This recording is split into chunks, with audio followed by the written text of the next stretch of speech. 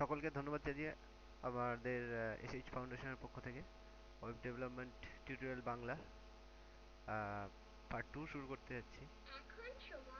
তো আমরা আগের পর্বে দেখেছিলাম যে মানে এটা সম্বন্ধে জেনেছিলাম যে এই ডেভেলপমেন্ট এই সেক্টরটা কেমন, কিভাবে কাজ করে। আহ, তো আজকে আমরা দেখব, মূল কাজটা দেখব। তো চলুন শুরু করা যাক। তো আমরা যে কোনো একটা জায়গায় যাব, কম্পিউটার আমাদের যে কোনো লোকেশনে গিয়ে দিলাম যে নিউ ফোল্ডার নামে দিলাম। তো এর মধ্যে আগে দেখেছিলাম আমি যে নিউতে গিয়ে টেক্সট ডকুমেন্ট, দেন ইন্ডেক্স ডট এইচটিএমএল নামে একটা ফাইল তৈরি করতে হবে। তো ফাইলটা আমরা নোটপ্যাড প্লাস প্লাস দিয়ে ওপেন করব। তো এই ফাইলটা যদি আমি রান করি ব্রাউজারে, এই ফাইলটার মধ্যে কিছুই থাকবে না, কোনো কিছুই থাকবে না। এবারে এইটার মধ্যে আমাদেরকে কাজ করতে হবে। তো এটাকে আমি নোটপ্যাড প্লাস প্লাস আমার যে মানে লেখার কোড লেখার এইচটিএমএল কোড এডিটর যেটা,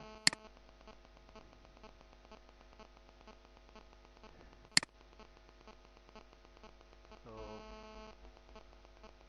এখানে আমাদের মূলত কোডগুলো লিখতে হবে। তো আমাদের এইচটিএমএল কোড শুরু হয়, এখন তো এইচটিএমএল 5।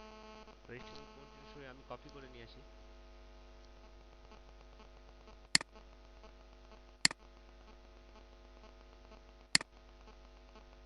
কপি করছি একটাই কারণ, সেটা হচ্ছে তাড়াতাড়ি হওয়ার জন্য। আপনারা নিজেরা লিখে নেবেন নতুন, তাহলে মনে থাকবে কোডগুলো বেশি। তো ডকটেভ এইচটিএমএল, এটা দিয়ে এইচটিএমএল ব্রাউজারকে বোঝানো হলো যে এটা একটা এইচটিএমএল ডকুমেন্ট। দেন তারপরে আমাদেরকে লিখতে হবে যে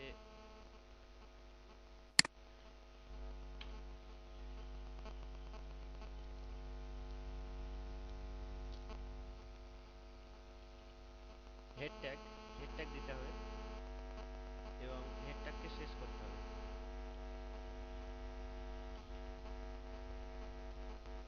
এবং হেড ট্যাগের মধ্যে থাকবে টাইটেল ট্যাগ, এবং সেম টাইটেল ট্যাগকে শেষ করতে হবে একইভাবে।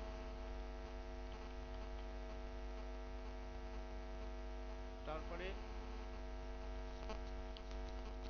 তারপরে থাকবে বডি,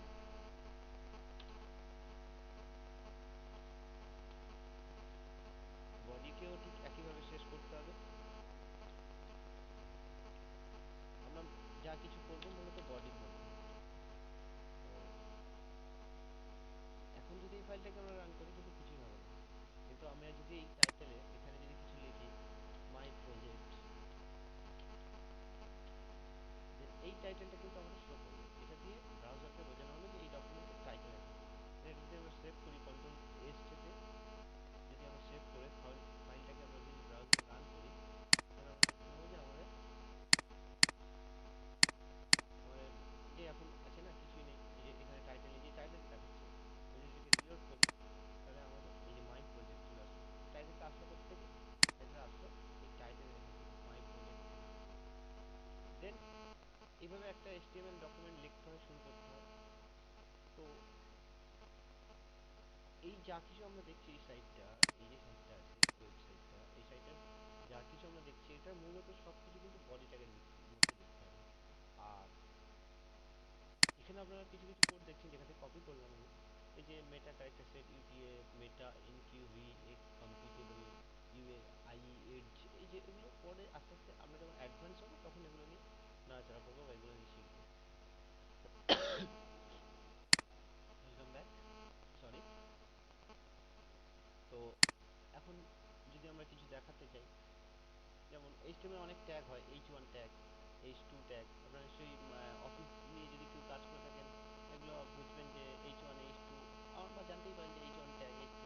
আমরা যদি কোনো কিছু লিখতে চাই, যে ব্রাউজারকে মানে ব্রাউজার ভিজিটরকে আমি দেখাতে চাই যে আমার কোনো টেক্সট, যে আমার সাইটে যারা আসবে তাদেরকে আমি কিছু দেখাতে চাই, কীভাবে দেখাবো? থেকে আমি একটা একটা এইচ1 নিলাম, এইচ1 ট্যাগ সেমভাবে মানে শেষ করতে হবে ট্যাগটাকে। তো এর মধ্যে আমি লিখলাম দিস ইজ টাইটেল, দেন এটাকে যদি সেভ করি, সেভ করে আবারও যদি আমি ব্রাউজারকে রিলোড দিই, তাহলে দেখবো যে আমার এখানে একটা টাইটেল চলে আসবে, দিস ইজ টাইটেল। মূলত এইভাবে কাজগুলো হয়, এই কাছে কাজগুলো করা হয়। তো যদি আমরা এখানে সেম একইভাবে কন্ট্রোল ডি চেপে কপি করে নিলাম লাইনগুলো, যদি আমি এখানে এইচ2 দিই, সরি এইচ2 দিই, তাহলে সেক্ষেত্রে এইচ2 যে মানে যে ফন্ট সাইজ সেই ফন্ট সাইজে আসবে। এইচ3 দিলে এইচ3 ফন্ট সাইজে আসবে। তো আমি করে দেখাই আপনাদেরকে, এইচ3, দেন এইচ4, সরি এইচ4, দেন এইচ5, এইচ6, এইচ6 ছটা ট্যাগ আছে মোট, এইচ6, এই সরি এইচ5 হবে, ভুল করে দিই, এইচ5। তো এটাকে যদি আমি এখন সেভ করে রিলোড দিই, তাহলে দেখবো যে আমাদের এই যে এইচ1টা বড়, দেন তারপরে একটু ছোটো এইচ2, এইচ3, এইচ4, এইচ5, এইভাবে মূলত কোনো কিছু টেক্সট দেখানো হয়। তো চাইলে আমরা কোনো ইমেজও দেখাতে পারি। তো সেই জন্য আমাদের যে রুট ডাইরেক্টরি, যেখানে আমরা আমাদের প্রজেক্ট, সেখানে একটা নতুন ফোল্ডার করব। ফোল্ডারের নাম দিলাম আমি ইমেজ, আইএমজি বা ইমেজ যে নামেই দিতে পারেন। তার মধ্যে একটা ছবি, ছবি আমাদেরকে আনতে হবে, একটা ছবি রাখতে হবে ওটার মধ্যে। তো আমি ছবি জন্য এখানে যাই, ছবি নিয়ে এসে একটা, সাপোজ আমি এই ছবিটাকেই আমি আমার মানে ব্রাউজারে দেখাতে চাইছি, এই ছবিটাকেই আমি ব্রাউজারে দেখাতে চাইছি, একটু ভালো খারাপ না। তো আমি এখান থেকে জাস্ট এটাকে কপি করবো,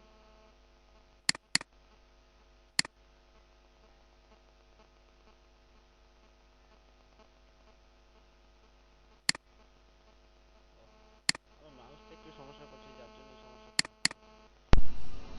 তো কপি করলাম, করার পরে আমাদের যে ডাইরেক্টরি, সেখানে আমি এটাকে পেস্ট করে দিলাম। এবং এই যে নামটা আছে, নামটা আমি কপি করে নিচ্ছি, আপনারা নামটা মানে দেখে নেবেন, নামটা দেখে নেবেন। দিয়ে এখানে যে আমাদের যে মানে ইয়ে এইচটিএমএল যে ডকুমেন্ট, সেখানে আমি যদি ছবিটা দেখাতে চাই সাপোজ, তাহলে আমার ছবি দেখাতে গেলে আমাদের আইএমজি ট্যাগ ব্যবহার হয়, আইএমজি এসআরসি, এসআরসি অর্থাৎ কোথায় ছবিটা কোথা থেকে আসছে, সোর্স এসআরসি। আইএমজি যেহেতু আমরা আইএমজি ফোল্ডার করেছি, দেন তারপর স্ল্যাশ ছবিটার নাম এবং এক্সটেনশন, এটা আমি কপি করলাম, দেন কোটেশন শেষ, অল্ট এএলটি অল্টারনেটিভ টেক্সট, মানে কখন যদি ছবিটা লোড না হয় সাইটে, ছবিটার জায়গায় একটা টেক্সট আসবে যাতে বোঝা যায় যেখানে একটা কিছু একটা ছবি ছিল, যে তার না টাইটেলটা আসবে। তো অল্টারনেটিভ টেক্সট আমি দিলাম না, এখন নাই দিতে পারি, তো দিয়ে রাখবেন, আপনাদের ব্যাপার কোনো ব্যাপার না। এইবার যদি আমি এটাকে সেভ করে আমি যদি আমার মানে এটাকে মানে ব্রাউজারকে রিলোড করি, তাহলে দেখবো যে আমার ছবিটা চলে এসেছে। তো এরকম অনেক ট্যাগ আছে যেগুলো মানে যেগুলো নিয়ে আর কি কি বলে মানে অনেক অনেক এইচ ওয়ান এইচটিএমএল, মানে এইচ5, এইচ3, এইচ পি ট্যাগ, কোনো প্যারাগ্রাফ নিতে গেলে, সাপোজ আমি কোনো প্যারাগ্রাফ নেব, তাহলে আমাকে পি নিতে হবে, দেন একইভাবে পি ট্যাগকে শেষ করতে হবে।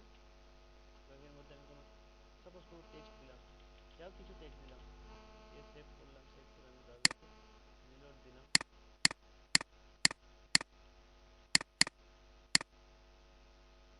তো রিলোড হয়নি, দেখা যাবে আমার টেক্সটে চলে আসছে।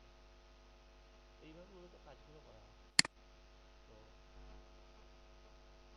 সবচেয়ে ভালো পদ্ধতি হচ্ছে কোনো কিছু প্রশ্ন হলে গুগলকে প্রশ্ন করা, যে কিছু মানে আপনি লিখলেন যে এইচটিএমএল ট্যাগ লিস্ট, গুগলে সার্চ করবেন, দেখবেন অজস্র মানে এইচটিএমএল যত ট্যাগ লিস্ট আছে আপনার সামনে হিউজ হিউজ ওয়েবসাইট মানে উপস্থাপন হবে, আপনি ওখান থেকে দেখে নিতে পারেন। বা সবচেয়ে একটা ভালো মানে সাইট আছে, আপনারা চাইলে লিখে নিতে পারেন বা মনে রাখতে পারেন, w3school.com। এই সাইটটাতে প্রচুর প্রচুর অনেক অনেক কিছু শেখা যায়, অনেক কিছু অনেক কিছু পাওয়া যায়। www.wcschool.com এই সাইটটা, এই সাইটটা গিয়ে দেখতে হবে, প্রচুর টাইম ওয়েস্ট হবে।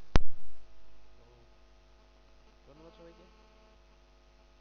আগামী পর্বে আমরা আরও কিছু অ্যাডভান্স ক্লাস দেখব। একটা মানে মানে একটা আস্তে আস্তে একটা মানে সাইট তৈরি করার চেষ্টা করবো। দেন তারপরে এই যে স্টাইলগুলো, এই যে রং, এই যে কালার, এই টেক্সটটা সাদা এরকম ই করলে, হবার করলে এরকম মাউসটা নিয়ে গেলে এই যে আন্ডারলাইন হচ্ছে, তো এটা কালো, এখানে বর্ডার, এইগুলো আমরা আস্তে আস্তে